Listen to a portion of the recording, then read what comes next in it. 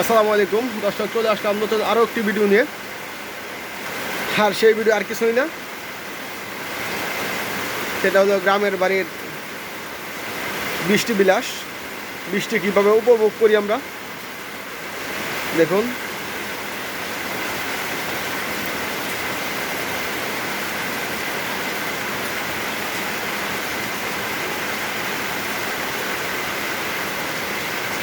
এখন কোনো বাতাস নাই, শুধু বৃষ্টি আর বৃষ্টি। আলহামদুলিল্লাহ ভালো হচ্ছে।